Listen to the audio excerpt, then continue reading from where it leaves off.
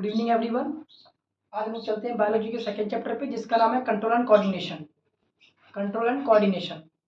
Control का मतलब कि जो भी वॉलंटरी और इनवॉलंटरी फंक्शन है जो नर्वस सिस्टम द्वारा कंट्रोल किए जाते हैं वो कंट्रोल के अंदर आएगा। और जो कोऑर्डिनेशन है वो जो हार्मोन है हमारे, वो नर्वस सिस्टम को या अपने बॉडी को कैसे प्रॉपर फंक्शन करवाते हैं या वर्क करते हैं वो देखेंगे इसमें। तो अगर हम इसका माइंड मैप देखें कि इस चैप्टर में हमने कौन कौन से टॉपिक पढ़ने हैं और जो हमारे सिलेबस से ही हैं, मतलब ये वो टॉपिक हैं जो अगर आपने कहीं पढ़ भी लिए, याद भी कर लिए, तो इससे ओटी भी हो जाएगी और आपके क्वेश्चन भी हो जाएंगे, क्योंकि इससे इनके अलावा कुछ नहीं आने वाला है। ये वो टॉपिक्स हैं। तो कंट्रोल और कोऑर्डिनेशन जो बायोलॉजी का सेकेंड चैप्टर है, यानी क्लास 10th की साइंस का, वो देखते हैं। तो सबसे पहले कंट्रोल और कोऑर्डिनेशन पढ़ा जाएगा टॉपिक, वो है नर्वस सिस्टम। कौन सा? Nervous system. तो नर्वस सिस्टम के अंदर मेनली हमारी क्या क्या आते हैं? एक्सॉन और सिनेप्सिस। ठीक है ना। जो एक्सॉन क्या होता है? ये अपने पूरे बॉडी में न्यूरॉन जो होता है, न्यूरॉन का पार्ट एक्सॉन है। तो इसमें जब भी कोई सिग्नल आता है, जैसे कोई गर्म चीज छुओगे तो हाथ हम लोग हटा लेते हैं, तो वो ये नर्वस सिस्टम का ही पार्ट है। और मैसेज कौन पहुंचाता है?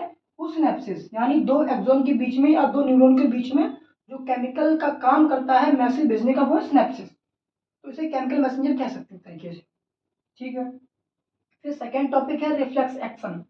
रिफ्लेक्स एक्शन का मतलब ये होता है, जैसे ही किसी ने मेरे को कोई सुई कुछ भी चुभा दी, तुमने तुरंत वहां से हाथ हटा लिया या हमको महसूस हुआ कि कोई चीज चुभ रही है, तो ये जो प्रोसेस हो रही है वो रिफ्लेक्स एक्शन की वजह से हो रही है और इसमें वर्क करता है नर्वस सिस्टम। उसके बाद आता है आर्क। आर्क क्या है? जो पूरी प्रोसेस है कि हाथ को हटाना जिससे पता चले, इस तरीके से पूरा आर्क बनता है, वो है रिफ्लेक्स आर्क। जिसे मोटर न्यूरॉन आते हैं और सेंसरी न्यूरॉन आते हैं।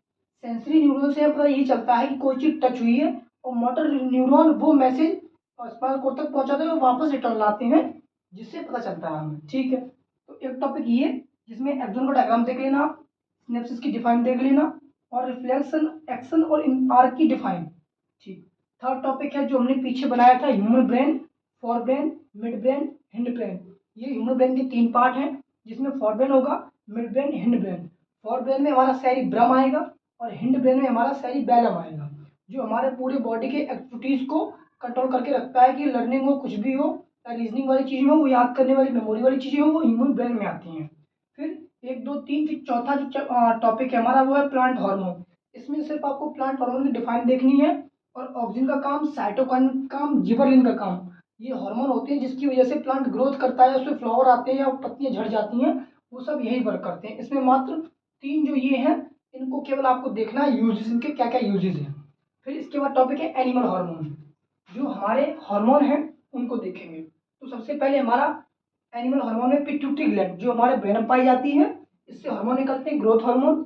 उसके बाद सेकंड थायराइड ग्लैंड, जो हमारे गले में पाई जाती है, जो हार्मोन निकालता है थायरोक्सिन हार्मोन। उसके बाद में एड्रेनल ग्लैंड, जो किडनी के ऊपर पाई जाती है, जिसका काम है हमारा डर या फिर कोई भी चीज जो अकस्मात इमरजेंसी में आ जाती है, वो हेल्प करती है, हार्मोन निकालती है, एड्रेनलिन।